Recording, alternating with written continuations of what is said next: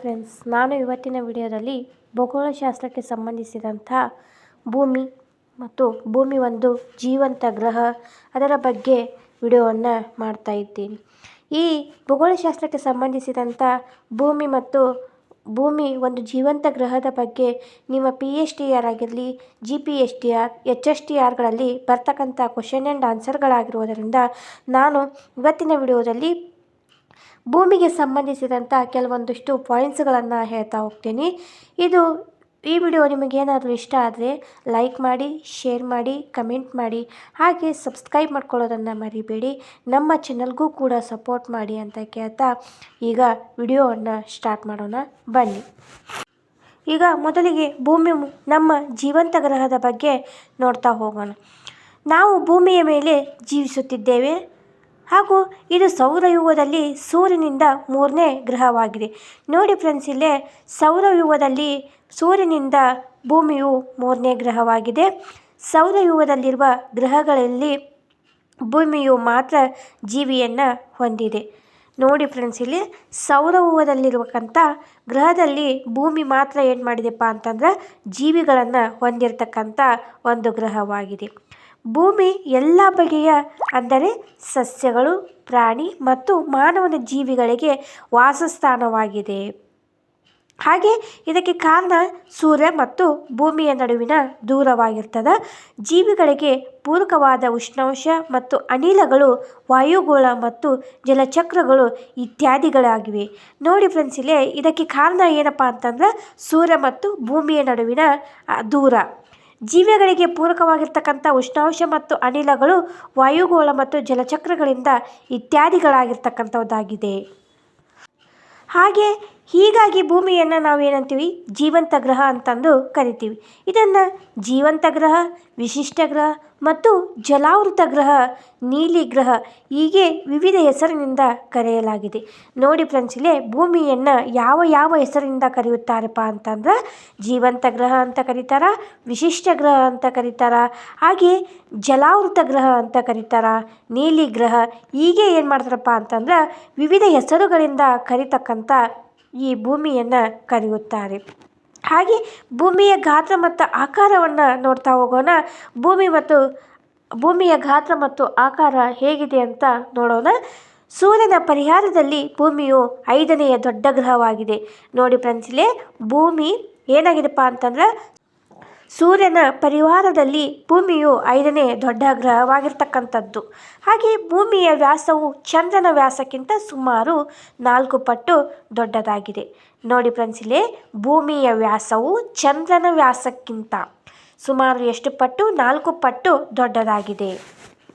ಹಾಗೂ ಸೂರ್ಯನಿಗಿಂತ 107 ಪಟ್ಟು ಚಿಕ್ಕದಾಗಿದೆ. ನೋಡಿ ಫ್ರೆಂಡ್ಸ್, ಇಲ್ಲೇ ಸೂರ್ಯನಿಗಿಂತ 107 ಪಟ್ಟು ಚಿಕ್ಕದಾಗಿರ್ತಕ್ಕಂಥದ್ದು ಈ ಭೂಮಿ. ಹಾಗೆ ಭೂಮಿಯ ಒಟ್ಟು ಭೌಗೋಳಿಕ ಕ್ಷೇತ್ರವು 510 ದಶಲಕ್ಷ ಚದರ ಕಿಲೋಮೀಟರ್ಗಳಾಗಿದ್ದು ಅದರಲ್ಲಿ 361 ದಶಲಕ್ಷ ಚದರ ಕಿಲೋಮೀಟರ್ಗಳಷ್ಟಾಗಿದೆ. ಹಾಗೆ ಈ ಕ್ಷೇತ್ರವು ನೀರಿನಿಂದ ಆವರಿಸಲ್ಪಟ್ಟಿದೆ. ಎಷ್ಟಪ್ಪ ಅಂತಂದ್ರೆ 70.78% ಅಷ್ಟು ಏನಾಗಿದೆಪ್ಪ ಅಂತಂದ್ರೆ ಭೂಮಿ ನೀರಿನಿಂದ ಆವರಿಸಲ್ಪಟ್ಟಿದೆ ಅಂತಂದು ಇಲ್ಲಿ ನಮಗೆ ತಿಳಿದು ಬರ್ತದೆ. ಉಳಿದ 149 ದಶಲಕ್ಷ ಚದರ ಕಿಲೋಮೀಟರ್ನಷ್ಟು ಕ್ಷೇತ್ರವು ಅಂದ್ರೆ 29.22% ಭೂಭಾಗದಿಂದ ಕೂಡಿದೆ.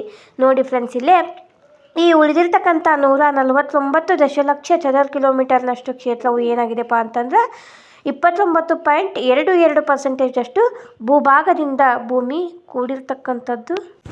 ಹೀಗೆ ಭೂಮಿಯ ಜಲ ಹಾಗೂ ಭೂಭಾಗಗಳ ಹಂಚಿಕೆ ಅಸಮತೆಯಿಂದ ಕೂಡಿರ್ತಕ್ಕಂಥದ್ದು. ಭೂಮಿ ಮತ್ತು ಜಲರಾಶಿಗಳ ಕ್ಷೇತ್ರ 1:2.43 ಅನುಪಾತವು ಹೊಂದಿರತಕ್ಕಂಥದ್ದು. ಹಾಗೆ ಭೂಮಿಯ ಆಕಾರ ಯಾವ ರೀತಿಯಾಗಿದೆ ನೋಡೋಣ. ಈ ಭೂಮಿಯ ಆಕಾರವನ್ನು ಮ್ಯಾಕರ್ ಹಾಗೆ ಜಿಯಾಡ್ ಅಥವಾ ಗೋಳಾಕಾರವಾಗಿರ್ತಕ್ಕಂಥದ್ದು ಎಂದು ಕರೆಯಲಾಗಿದೆ. ಏಕೆಂದರೆ ಭೂಮಿಯು ಧ್ರುವಗಳ ಬಳಿ ಸ್ವಲ್ಪ ಚಪ್ಪಟೆಯಾಗಿದ್ದು ಸಮಭಾಜಕ ವೃತ್ತದ ಬಳಿ ಉಬ್ಬಿದಂತಿದೆ. ನೋಡಿ ಫ್ರೆಂಡ್ಸ್, ಇಲ್ಲೇ ಈ ಭೂಮಿ ಏನಾಗಿದೆಪ್ಪ ಅಂತಂದ್ರೆ ಧ್ರುವಗಳ ಬಳಿ ಸ್ವಲ್ಪ ಚಪ್ಪಟೆಯಾಗಿರ್ತಕ್ಕಂಥದ್ದು. ಹಾಗೆ ಸಮಭಾಜಕ ವೃತ್ತದ ಬಳಿ ಏನಾಗಿದೆಪ್ಪ ಅಂತಂದ್ರೆ ಉಬ್ಬಿರ್ತಕ್ಕಂಥದ್ದು.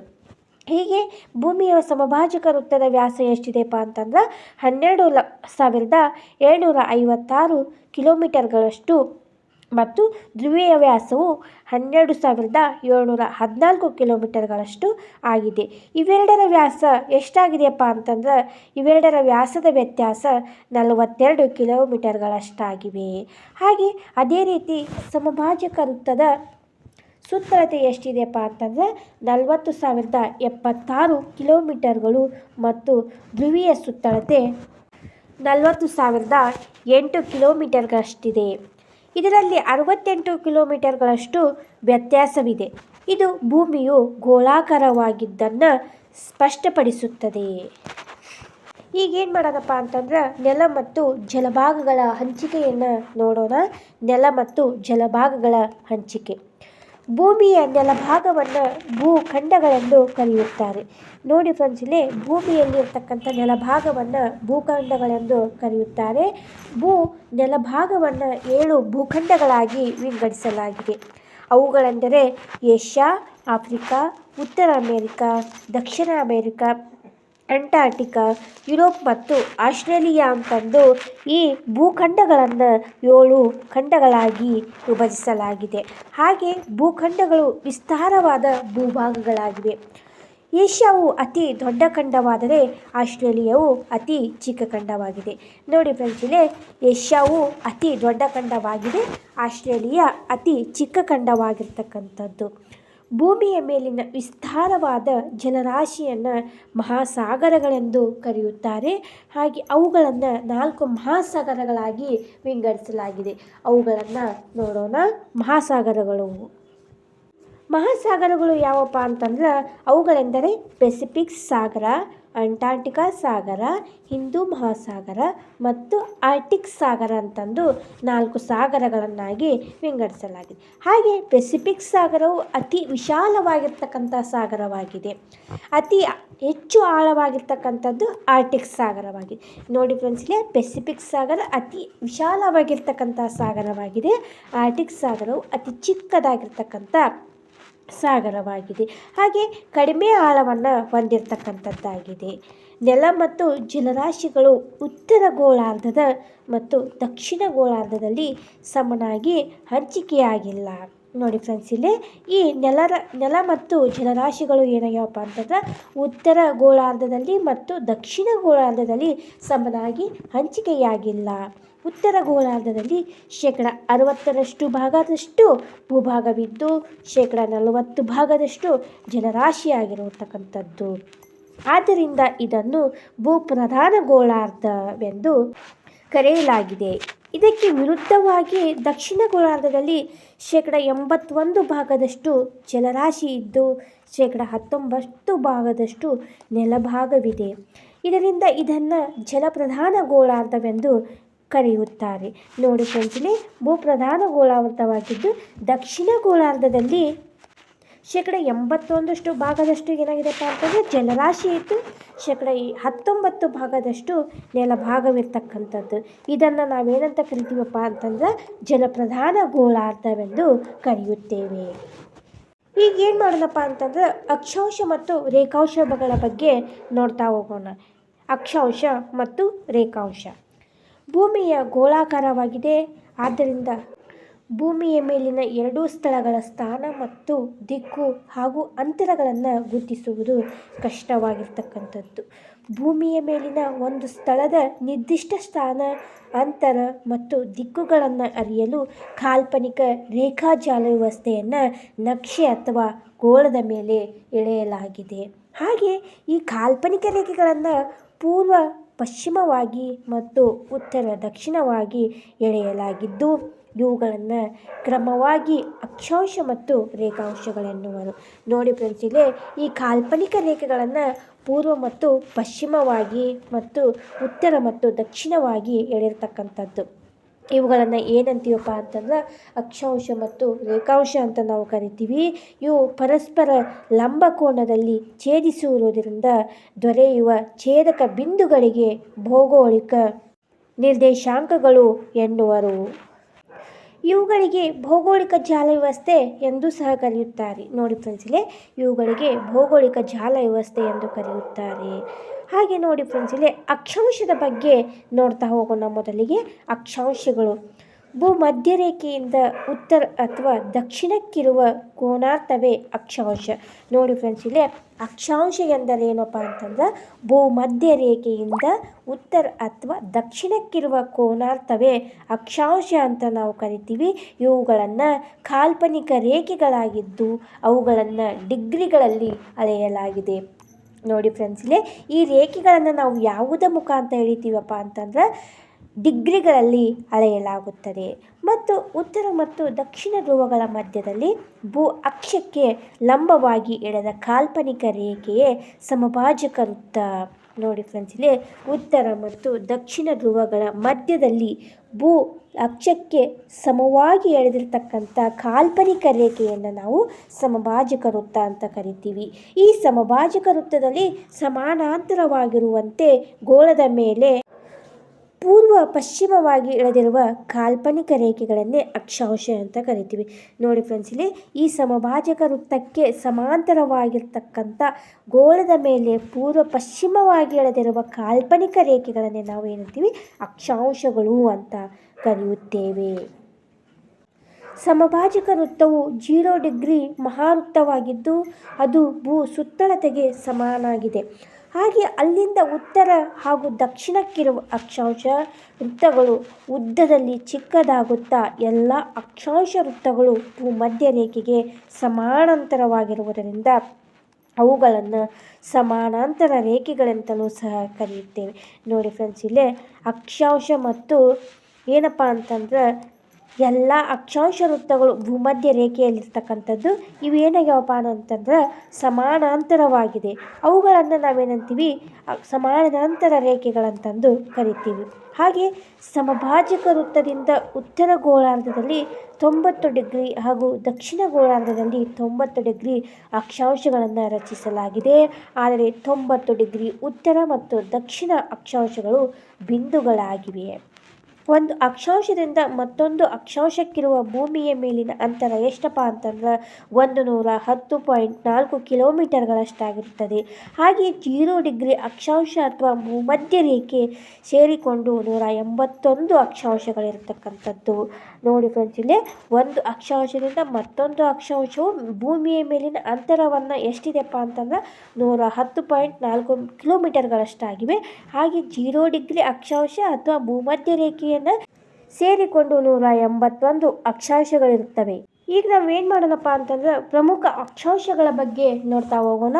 ಪ್ರಮುಖ ಅಕ್ಷಾಂಶಗಳು ಒಂದನೇದೇನಪ್ಪ ಅಂತಂದ್ರೆ 0 ಡಿಗ್ರಿ ಅಕ್ಷಾಂಶ, ಇದು ಸಮಭಾಜಕ ವೃತ್ತವಾಗಿರ್ತದೆ.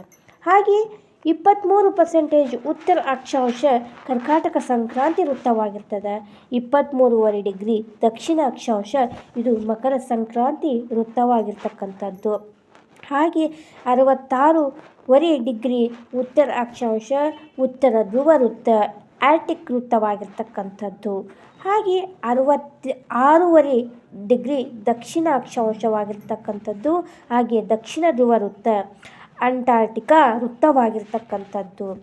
ಹಾಗೆ 90 ಡಿಗ್ರಿ ಉತ್ತರ ಅಕ್ಷಾಂಶ ಉತ್ತರ ಧ್ರುವವಾಗಿರ್ತಕ್ಕಂಥದ್ದು. 90 ಡಿಗ್ರಿ ದಕ್ಷಿಣ ಅಕ್ಷಾಂಶ ದಕ್ಷಿಣ ಧ್ರುವವಾಗಿರ್ತಕ್ಕಂಥದ್ದು. ಇಲ್ಲಿಯವರೆಗೆ ನಾವು ಏನು ಮಾಡಿದೆವಪ್ಪ ಅಂತಂದರೆ ಅಕ್ಷಾಂಶಗಳ ಬಗ್ಗೆ ಪ್ರಮುಖವಾಗಿರ್ತಕ್ಕಂಥ ಪಾಯಿಂಟ್ಸ್ಗಳನ್ನು ನೋಡ್ತಾ ಬಂದೆವು. ಈಗ ರೇಖಾಂಶಗಳ ಬಗ್ಗೆ ನೋಡೋಣ. ರೇಖಾಂಶಗಳು ಸಮಭಾಜಕ ವೃತ್ತವನ್ನು ಸಮಕೋನದಲ್ಲಿ ಛೇದಿಸಿ ಉತ್ತರ ಮತ್ತು ದಕ್ಷಿಣ ಧ್ರುವಗಳನ್ನು ಸಂಧಿಸುವ ಕಾಲ್ಪನಿಕ ರೇಖೆಗಳನ್ನು ರೇಖಾಂಶಗಳು ಎನ್ನುತ್ತೇವೆ. ನೋಡಿ ಫ್ರೆಂಡ್ಸ್, ಇಲ್ಲೇ ಸಮಭಾಜಕ ವೃತ್ತವನ್ನು ಸಮಕೋನದಲ್ಲಿ ಛೇದಿಸಿ ಉತ್ತರ ಮತ್ತು ದಕ್ಷಿಣ ಧ್ರುವಗಳನ್ನು ಸಂಧಿಸುವ ಕಾಲ್ಪನಿಕ ರೇಖೆಯನ್ನು ರೇಖಾಂಶಗಳು ಅಂತಂದು ನಾವು ಕರೆಯುತ್ತೇವೆ. ಗೋಳದ ಮೇಲೆ ರೇಖಾಂಶಗಳು ಅರ್ಧವೃತ್ತಗಳ ಸರಣಿಗಳಂತೆ ಕಂಡುಬರ್ತವೆ. ಇವು ಉತ್ತರ ಮತ್ತು ದಕ್ಷಿಣ ಧ್ರುವಗಳಲ್ಲಿ ಸಂಧಿಸಿರ್ತಕ್ಕಂಥದ್ದು ಹಾಗೂ ಸಮಭಾಜಕ ವೃತ್ತದ ಮೂಲಕ ಹಾದು ಹೋಗುತ್ತವೆ. ನೋಡಿ ಫ್ರೆಂಡ್ಸ್, ಇಲ್ಲೇ ಗೋಳದ ಮೇಲೆ ರೇಖಾಂಶಗಳು ಅರ್ಧವೃತ್ತಗಳ ಸರಣಿಗಳಂತೆ ಕಂಡುಬರ್ತಕ್ಕಂಥದ್ದು. ಇವು ಉತ್ತರ ಮತ್ತು ದಕ್ಷಿಣ ಧ್ರುವಗಳಲ್ಲಿ ಸಂಧಿಸಿರ್ತಕ್ಕಂಥದ್ದು ಹಾಗೂ ಸಮಭಾಜಕ ವೃತ್ತದ ಮೂಲಕ ಹಾದು ಹೋಗುತ್ತವೆ. ಎಲ್ಲ ರೇಖಾಂಶಗಳ ಉದ್ದ ಒಂದೇ ಆಗಿದೆ. ರೇಖಾಂಶಗಳನ್ನು ಮಧ್ಯಾಹ್ನ ಅಥವಾ ಮೆರಿಡಿಯನ್ ರೇಖಾಂಶಗಳು ಎನ್ನುವರು. ನೋಡಿ ಫ್ರೆಂಡ್ಸ್, ಇಲ್ಲಿ ಎಲ್ಲ ರೇಖಾಂಶಗಳು ಸಹಿತ ಏನಾಗವು ಉದ್ದ ಒಂದೇ ಆಗಿದೆ. ರೇಖಾಂಶಗಳನ್ನ ನಾವೇನಂತ ಕರಿತೀವಿ, ಮಧ್ಯಾಹ್ನ ಅಥವಾ ಮೆರಿಡಿಯನ್ ರೇಖೆಗಳೆನ್ನುವರು. ಮೆರಿ ಅಂತಂದರೆ ಮಧ್ಯ, ಡಿಯನ್ ಅಂತಂದರೆ ದಿನ ಅಂತಂದು ಕರೆಯಲಾಗುತ್ತದೆ. ಹಾಗೆ ಏಕೆಂದರೆ ಯಾವುದೇ ರೇಖಾಂಶ ನೆತ್ತಿಯ ಮೇಲೆ ಸೂರ್ಯನು ಬಂದಾಗ ಆ ರೇಖಾಂಶದುದ್ದಕ್ಕೂ ಎಲ್ಲ ಸ್ಥಳಗಳಲ್ಲಿ ಒಂದೇ ಸಮಯದಲ್ಲಿ ಮಧ್ಯಾಹ್ನವಾಗಿರ್ತದೆ. ನೋಡಿ ಫ್ರೆಂಡ್ಸ್, ಇಲ್ಲಿ ಯಾವುದೇ ರೇಖಾಂಶ ನೆತ್ತಿಯ ಮೇಲೆ ಸೂರ್ಯನು ಬಂದಾಗ ಆ ರೇಖಾಂಶದುದ್ದಕ್ಕೂ ಎಲ್ಲ ಸ್ಥಳಗಳಲ್ಲಿ ಒಂದೇ ಸಮಯದಲ್ಲಿ ಮಧ್ಯಾಹ್ನವಾಗಿರ್ತಕ್ಕಂಥದ್ದು. ಇಂಗ್ಲೆಂಡಿನ ಗ್ರೀನ್ವಿಚ್ನ ಮೇಲೆ ಏನಾಗ್ತದಪ್ಪ ಅಂತಂದು ಹಾದು ಹೋಗುವ ರೇಖಾಂಶವನ್ನು ನಾವೇನಂತೀವಿ, ಪ್ರಧಾನ ರೇಖಾಂಶ ಅಂತಂದು ಕರಿತೀವಿ. ಹಾಗೆ ಆಯ್ಕೆ ಮಾಡಲಾಗುತ್ತದೆ.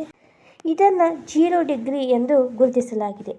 ಗ್ರೀನ್ವಿಚ್ ರೇಖಾಂಶದ ಪೂರ್ವಕ್ಕೆ 180 ಡಿಗ್ರಿ ಹಾಗೂ ಪಶ್ಚಿಮಕ್ಕೆ 180 ಡಿಗ್ರಿ ರೇಖಾಂಶಗಳಿವೆ. ಭೂಗೋಳದಲ್ಲಿ ಒಟ್ಟು 360 ರೇಖೆಗಳಿರುತ್ತವೆ. ಪ್ರಧಾನ ರೇಖಾಂಶದಿಂದ 180 ಪೂರ್ವ ರೇಖಾಂಶದವರೆಗಿನ ವಲಯವನ್ನು ಪೂರ್ವ ಗೋಳಾರ್ಧವೆನ್ನುವರು. ಅದರ ವಿರುದ್ಧದ ಭಾಗವನ್ನು ಪಶ್ಚಿಮ ಗೋಳಾರ್ಧವೆನ್ನುವರು. ಸಮಭಾಜಕ ವೃತ್ತದಿಂದ ಧ್ರುವದ ಕಡೆಗೆ ಹೋದಂತೆ ಎರಡು ರೇಖಾಂಶಗಳ ನಡುವಿನ ಅಂತರವು ಕಡಿಮೆಯಾಗುತ್ತಾ ಹೋಗುತ್ತದೆ. ನೋಡಿ ಫ್ರೆಂಡ್ಸ್, ಇಲ್ಲಿ ಪಶ್ಚಿಮ ಅಂತಂದ್ರೆ ಸಮಭಾಜಕ ವೃತ್ತದಿಂದ ಧ್ರುವದ ಕಡೆಗೆ ಹೋದಂತೆ ಎರಡೂ ರೇಖಾಂಶಗಳ ನಡುವಿನ ಅಂತರವು ಏನಾಗುತ್ತಪ್ಪ ಅಂತಂದ್ರೆ ಕಡಿಮೆಯಾಗುತ್ತಾ ಹೋಗುತ್ತದೆ. ಇದಕ್ಕೆ ಕಾರಣ ಏನಪ್ಪ ಅಂತಂದ್ರೆ ರೇಖಾಂಶಗಳು ಎರಡೂ ಧ್ರುವಗಳಲ್ಲಿ ಸಂಧಿಸಿರ್ತಕ್ಕಂಥದ್ದು. ಸಮಭಾಜಕ ವೃತ್ತದ ಮೇಲೆ ಎರಡು ರೇಖಾಂಶಗಳ ನಡುವಿನ ಅಂತರ ಅತಿ ಹೆಚ್ಚು, ಅಂದರೆ ಸುಮಾರು 101 ಕಿಲೋಮೀಟರ್ಗಳಷ್ಟು ಆಗಿರುತ್ತದೆ. ಹಾಗೆ ರೇಖಾಂಶ ಮತ್ತು ವೇಳೆಯನ್ನು ನೋಡೋಣ. ರೇಖಾಂಶ ಮತ್ತು ವೇಳೆಗಳ ನಡುವಿನ ನಿಕಟವಾದ ಸಂಬಂಧವಿದೆ. ಭೂಮಿಯು ತನ್ನ ಅಕ್ಷದ ಸುತ್ತ ತಿರುಗುತ್ತದೆ ಹಾಗೂ ಒಂದು ಸುತ್ತನ್ನು ಪೂರ್ಣಗೊಳಿಸಲು 24 ಗಂಟೆಗಳ ಸಮಯ, ಅಂದರೆ 360 ಡಿಗ್ರಿ. ನೋಡಿ ಫ್ರೆಂಡ್ಸ್, ಇಲ್ಲಿ ಭೂಮಿ ತನ್ನ ಅಕ್ಷದ ಸುತ್ತ ತಿರುಗಬೇಕಾದ್ರೆ ಒಂದು ಸುತ್ತನ್ನು ಪೂರ್ಣಗೊಳಿಸಲು 24 ಗಂಟೆಗಳ ಸಮಯವನ್ನು ತೆಗೆದುಕೊಳ್ಳುತ್ತದೆ. ಅಂದರೆ 360 ಡಿಗ್ರಿ ರೇಖಾಂಶವನ್ನು ಸುತ್ತಿ ಪೂರ್ಣಗೊಳಿಸಲು 24 ಗಂಟೆಗಳು ಬೇಕು. ಹಾಗೆ ಒಂದು ರೇಖಾಂಶದಿಂದ ಮತ್ತೊಂದು ರೇಖಾಂಶಕ್ಕೆ ಇರುವ ವೇಳೆಯ ವ್ಯತ್ಯಾಸ 4 ನಿಮಿಷಗಳಾಗಿರ್ತಕ್ಕಂಥದ್ದು. ನೋಡಿ ಫ್ರೆಂಡ್ಸ್, ಇಲ್ಲಿ ಒಂದು ರೇಖಾಂಶದಿಂದ ಮತ್ತೊಂದು ರೇಖಾಂಶಕ್ಕೆ ಇರ್ತಕ್ಕಂಥ ವ್ಯತ್ಯಾಸ ಎಷ್ಟಪ್ಪ ಅಂತಂದರೆ 4 ನಿಮಿಷಗಳು. ಪ್ರತಿ 15 ರೇಖಾಂಶಗಳಿಗೆ 1 ಗಂಟೆ ಅಥವಾ 60 ನಿಮಿಷಗಳಾಗಿರ್ತವೆ. ನೋಡಿ ಫ್ರೆಂಡ್ಸ್, ಇಲ್ಲಿ 360 × 4 1440 + 60 24 ಗಂಟೆಗಳು ಅಂತಂದು ನಾವು ಈ ರೀತಿ ಲೆಕ್ಕವನ್ನು ಮಾಡಬೇಕಾಗ್ತದೆ. ನಾವು ಗ್ರೀನ್ವಿಚ್ನಿಂದ ಪಶ್ಚಿಮದಿಂದ ಪೂರ್ವದ ಕಡೆಗೆ ಚಲಿಸುವಾಗ ವೇಳೆಯು ಹೆಚ್ಚಾಗುತ್ತದೆ. ನೋಡಿ ಫ್ರೆಂಡ್ಸ್, ಇಲ್ಲಿ ಗ್ರೀನ್ವಿಚ್ನಿಂದ ಪಶ್ಚಿಮದಿಂದ ಪೂರ್ವದ ಕಡೆಗೆ ಚಲಿಸುವಾಗ ವೇಳೆಯು ಏನಾಗ್ತದೆ, ಹೆಚ್ಚಾಗುತ್ತಾ ಹೋಗುತ್ತದೆ. ಹಾಗೂ ಪೂರ್ವದಿಂದ ಪಶ್ಚಿಮದ ಕಡೆಗೆ ಚಲಿಸುವಾಗ ವೇಳೆ ಏನಾಗ್ತದೆ, ಕಡಿಮೆಯಾಗ್ತಾ ಬರ್ತದೆ. ಈಗ ಸ್ಥಾನಿಕ ವೇಳೆಯನ್ನು ನೋಡೋಣ. ಒಂದು ಸ್ಥಳದ ರೇಖಾಂಶ ಅಥವಾ ಸೂರ್ಯನ ಸ್ಥಾನಕ್ಕನುಸಾರವಾಗಿ ನಿರ್ಧರಿಸುವ ವೇಳೆಯನ್ನು ನಾವೇನಂತೀವಿ, ಸ್ಥಾನಿಕ ವೇಳೆ ಅಂತ ಕರಿತೀವಿ.